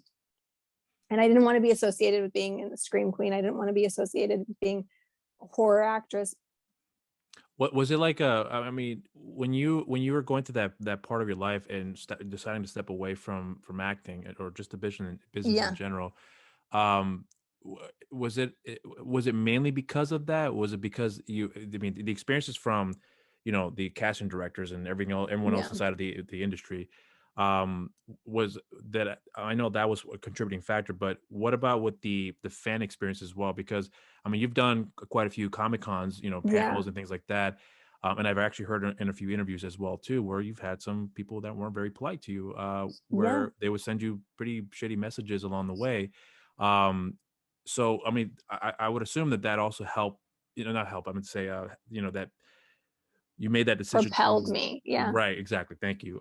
So, having those experiences on both sides of the spectrum, the industry, fan community, which you kind of had a bit of, I would say more, I would imagine that as far as the positivity, to me, it almost sounded like you got more of it from the fans, but then at the same time, you also had a few bad apples that come along the way and say, well, your movie was, ruined my life or whatever. Yeah. And the industry's like, well, you've been in that movie. We can't catch you in this film because you're too weird. So, I mean, I can tell you one story. I was doing this commercial, and it was for a very large automobile company, and the one of the producers, she came up to me and was like, oh my God, my cousin's a huge fan. Can you sign this picture? And one of the executive producers walked up to me and was like, do not tell anyone you are in that movie. And he was so serious. And I was like, oh my God, I'm sorry. She came up to me. She's your employee. Like, I was like, I'm not toting it around, you know? And he was like, because they will fire you. He was like, they will not. And I was like, I'd already filmed like 2 days for them. And I was like, so, you know, as I was like, okay, cool, no big deal. I don't need to talk about it. Like, and at one point I think I had actually taken it off my resume, but you know, none of those things really worked because you're when you're in a movie like The Human Centipede, it's always going to be attached to you. No pun intended. It's always going to be attached to you. Right. And it was a lot of self-reflection work that I did on those couple of years that I took off, where I just really grounded myself and really went back to, what do I want to do? Like, what stories do I want to tell? Where do I see myself breaking into a new part of this business? Where do I see myself working? What was the dream I had when I was little? It's not going to be that because of where I started, but how can I tailor it to doing work that I am excited about and that I'm really passionate about and, you know, lights me up inside. And it was with that self-reflection work that I had worked on and that inner work that I did, you know, including a lot of meditation, a lot of yoga, just getting into like, you know, cleansing it all. Yeah, different state of mind. And also just, you know, taking the positive aspects of what the Human Centipede did for my career. And just, it's almost like, you know, if you don't own it, it'll own you. Right. So I was like, I'm going to own it, man. So you started just speaking that truth. So I'm like, yeah, I was in Human Centipede. Like, I started speaking about it proudly. I was like, yeah, I was in the movie. And suddenly my people's perception of me changed. And then when I started, it was in 2016 when I said, okay, I'm done. You know, I made the decision of, this is the only thing I do in life is I act. It's the only way I make a living, which is super bold to do as an actor. And it's now been 5 years, but I said, I'm not going to, and I didn't work for 7 months. And then I auditioned for a TV movie and I had no idea. Actually, it was just a movie. I auditioned for it. Really low pay. Was it a Lifetime film that you? Yeah. I'm trying to remember. It was called The Wrong Neighbor. That's the one. Okay, yeah. I was looking through your filmography to see if I, you know, recall some of the things I've seen you in. A few I have, but yeah. If you don't mind, kind of getting into. I mean, I don't mean to interrupt you like that, but I was curious to see what that film was that I remember. Oh, Lifetime. I remember. Yeah. So you got that part, and what ended up happening? Yeah. So I and this is where it goes back to, you know, that self-work you start doing. And I started within that self-work that I did is I would write down, you know, gratitude lists. I'd write down goals that I wanted. I'd write down manifestations of things that I wanted to bring into my life and, you know, certain things that I wanted to call in. And one of the things that I wrote down randomly at like the bottom of a page, I scribbled TV movie. Right. And kind of forgot about it. And, but again, when you throw that stuff out there, it starts orbiting around you. And then sometimes, you know, that stuff just kismet happens. And so I auditioned for this movie and I'm on set. And it's the first time I'm getting to play a character like this. Like, I'm the villain and I'm like, and it's kind of, you know, it's fun. It's kind of cheesy. It's like super exciting. And I'm having so much fun doing it. And the director I love so much. And he's been directing TV movies for so long. And then I didn't realize it was like a TV movie. I just was like, oh, I don't know how those are. I've never done one before. And I was the lowest paid person on the cast, Are Lifetime films, are they considered SAG productions too? Or is they're SAG. Yeah, they're SAG and non-union. They can be either. Okay. And so I was like the lowest paid person, you know, because all my other actors on the, you know, which I learned later and which was fine. You know, I was just excited to do it. But and, I made that movie and then I was on set and the girl that one of the girls in the movie, she was like, oh yeah, when this goes on Lifetime. And I was like, this is going to be a Lifetime movie? And she was like, yeah. And I was like, really? She was like, yeah. And I was like, oh wow, okay, cool. Fast forward like 4 months later, because they turn them out so fast. Yeah. I get this call and they're like, we're having a premiere. It was at the time when this production company did premieres in theaters. And I go there and I get to see it. And then it premiered on Lifetime, amazing slot time. And then suddenly I was in that world of the Lifetime family. Mm-hmm. And now I've done, 5 more movies. And so that's been since 2017. And suddenly all that inner work that I had been doing, of moving away from just the horror genre. Now I was in the Lifetime family and I was making Lifetime and I was like, oh my God, this is so cool. And I love being a part of it. I love making those movies. And I'm so grateful to the casting directors who keep hiring me and the directors who keep hiring me.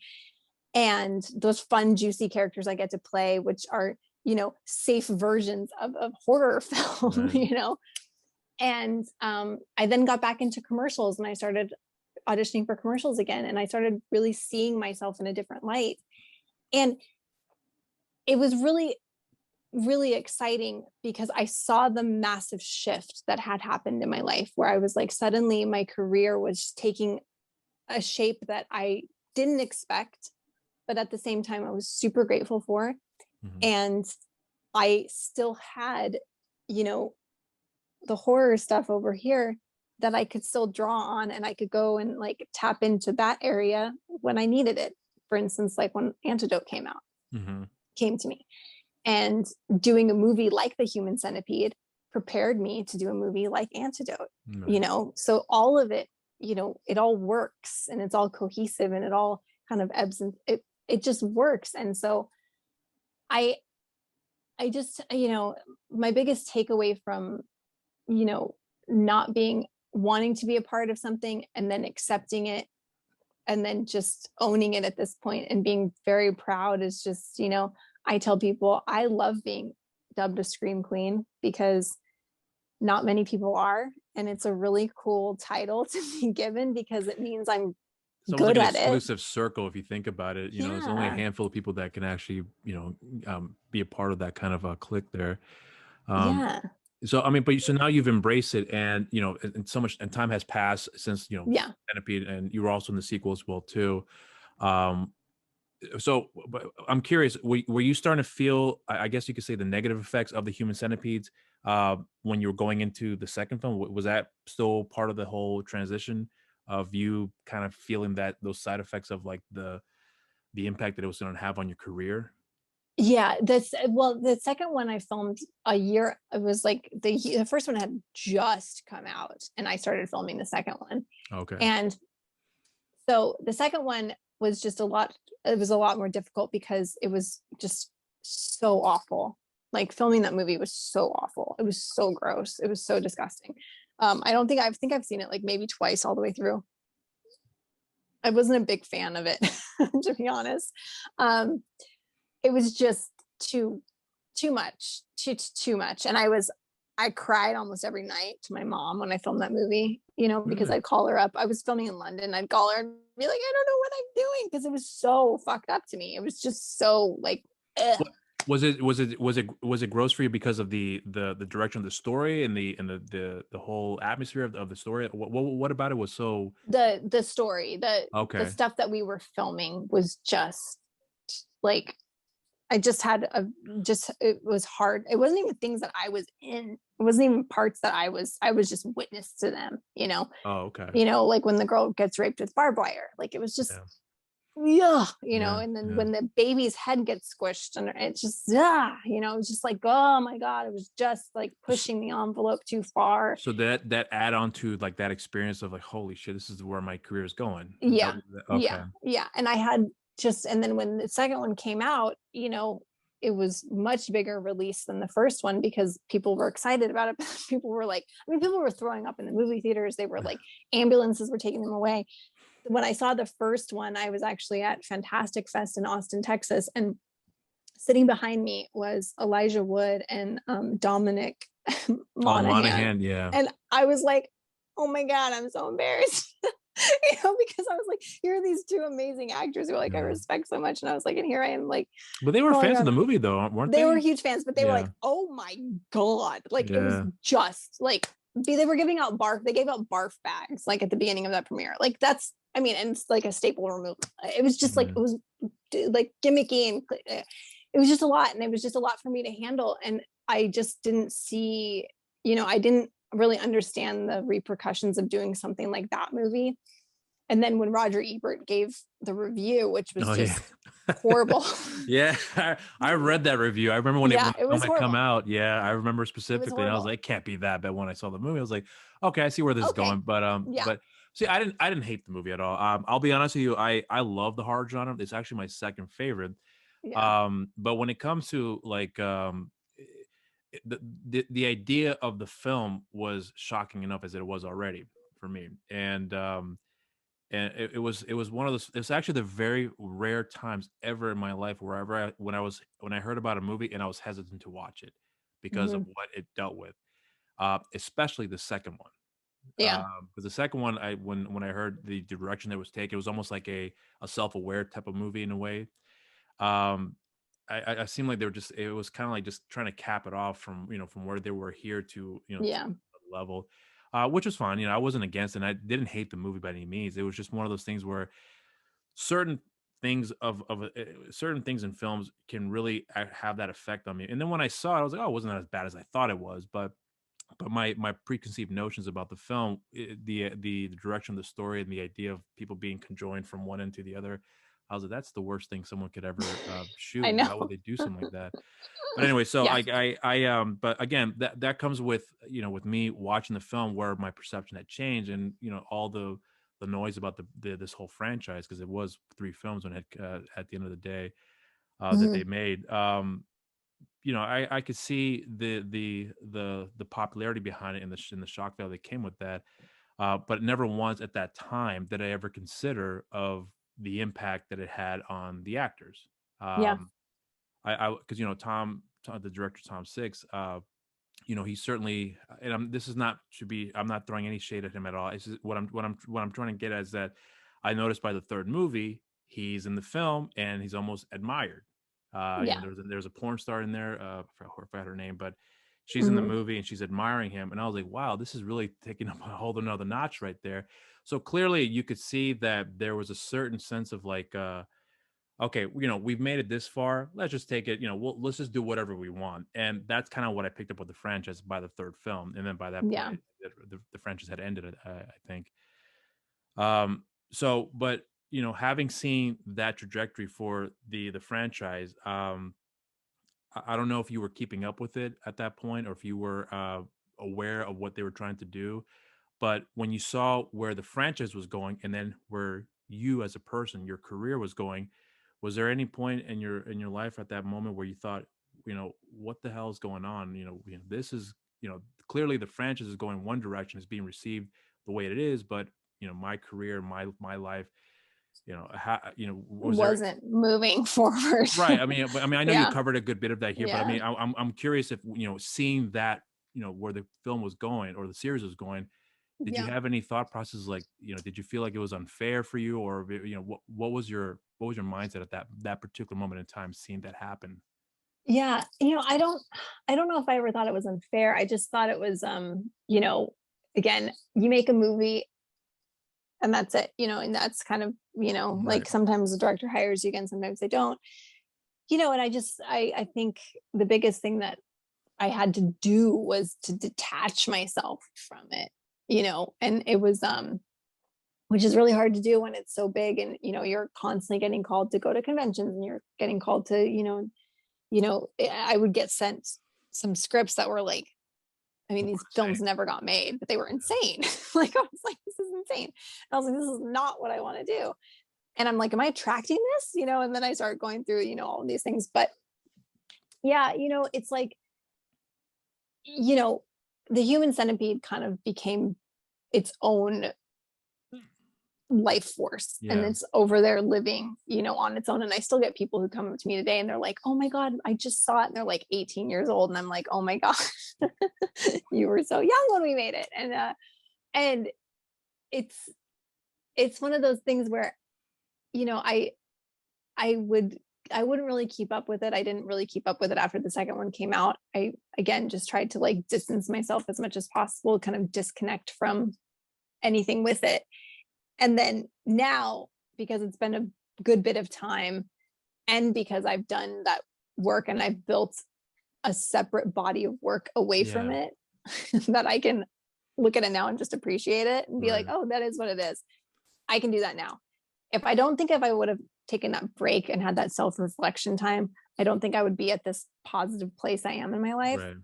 But because I did that, I am now, you know, able to look at it with fond memories and just be like, yeah, it was a really cool movie. I'm a part of like this really cool part in history, and Yeah. cool, like say la vie. I've moved on from it, you know, Right. and have, you know, continue working. But um but I also tell people this: if the movie had not been received the way it was, where people were like, oh my God, I love it, or oh my God, I hate it, it just had Mhm. such an impact. I don't think I would have, you know, I don't know if I would have stayed in the business, because it probably would have been so damaging at the time because I was so young. And if it had come out and been like just a flop that everybody talked about, like this is the biggest nightmare ever made, you know, I probably would have just cowered back and been like, I'm going to do something else, you Yeah. know, Yeah. I don't know. So that didn't happen though. So for that, I'm fortunate and I'm Yeah. thankful. So, Well, I'm glad you said that too, because you know, there's a lot of stories you hear about people who have been on in a number of projects, whether it be films that weren't well received in the beginning, and then eventually later on, mhm. as the years go by, it started getting a more or less of a cult following. You know, there's countless films that have had that kind of um, Yeah.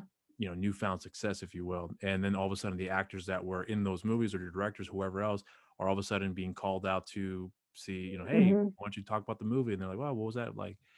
Yeah. So you know, it's a very strange business where you just don't know how these things are going to pan out for, you know, for anybody. Anyone. Yeah. Yeah. Yeah, I think a lot of people get the perception that a film comes out and it's meant to be success, therefore it is going to be success, and that's what Hollywood tries to project. Yeah. But then you forget about the little films underneath all that, under all that that massive amount of work that comes out, and you always find that one gem that sticks out, and or the people that were a part of that project that stick out, and then they kind of go off and do their own thing. Whether it's successful or not will vary, Yeah. um, but but this is why I was now I'm really curious about your perception now, where you know you came into the business wanting to uh, do film work. Did you have any I guess ambition to do it because of fame, or did you do it because you love the work and you love the actual filmmaking process? What was that like for you when you first started getting into this? What was your mindset like at that time? Yeah. It's always been the same. It's just because I love being an actor. Okay. I love acting.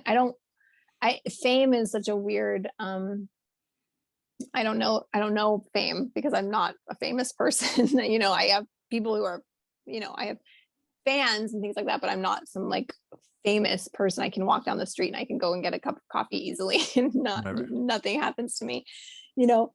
But it's such a, you know, I think fame is just a byproduct of, you know, when you do work that is perceived in this business that people love and admire, then you get that notoriety and that fame comes along with it.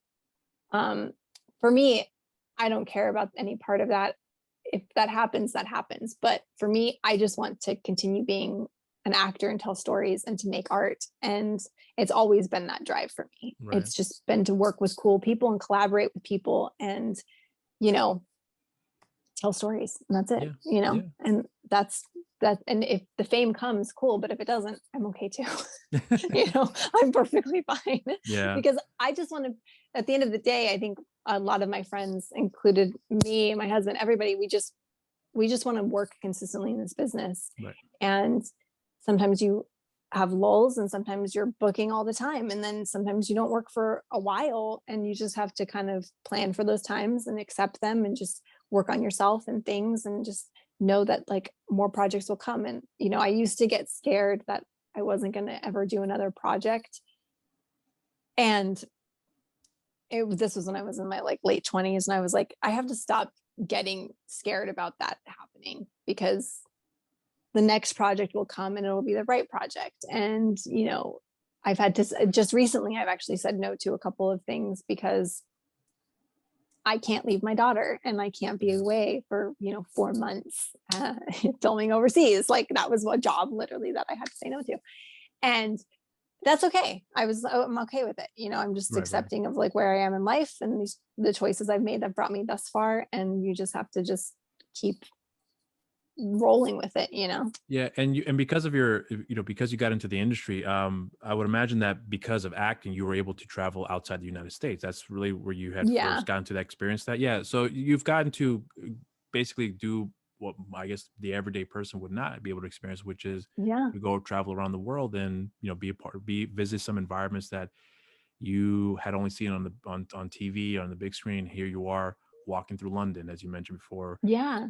and you go in Hall. I think was going to your production, your participation in Human Centipede. Was that the first time you ever left the United States? Was that?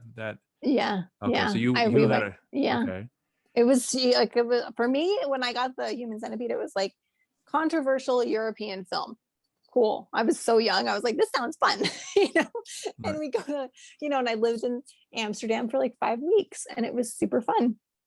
And then because, of my job, like you said, like I'm just a small town girl, but I have got to travel everywhere filming. Like I filmed in a bunch of different countries. I filmed, and I don't really film a lot in LA. Like, to be yeah. honest, I always film on location somewhere. Like, this summer I'm going to be going to back east to film for a month. And it's like, Oh, where back east are it's you going? I'm going to be in York, Pennsylvania. Oh, okay.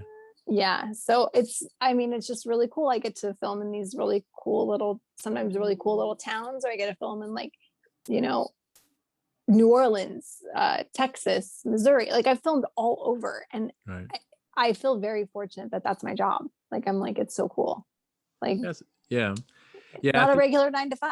right. Yeah. It's yeah. Yeah. I know. But so I guess I wanted to just do we still have more time with you here, or you? Yeah, yeah, sure. Okay. Okay.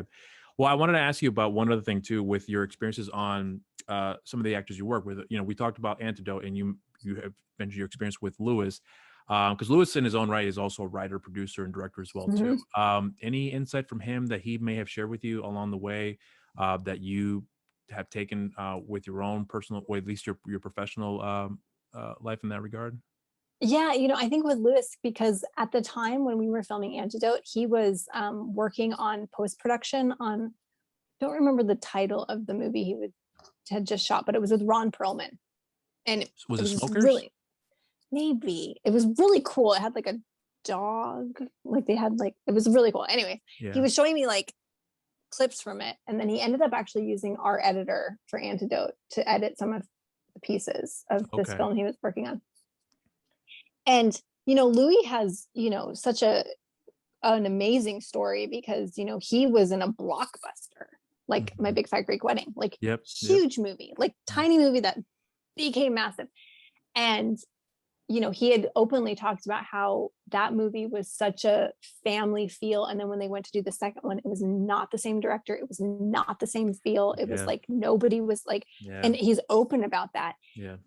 And I really admire when I get to work with people who have way more experience than I do, because I'm just like, tell me a story, Yeah. talk to Yeah. me, tell me stuff, Yeah. because you learn so much just from working with them as an actor, but you learn so much from them just being around them and seeing how they work and they vibe. And, at the end of the day, you realize like everyone kind of is working on their own projects in a Yeah. way, and that's the beauty of this business, is you can continue to work on your own projects and you can collaborate. And even if you don't want to write or direct in something or produce, you can have an idea and you can take it to other people to help if you just want to be the actor in it.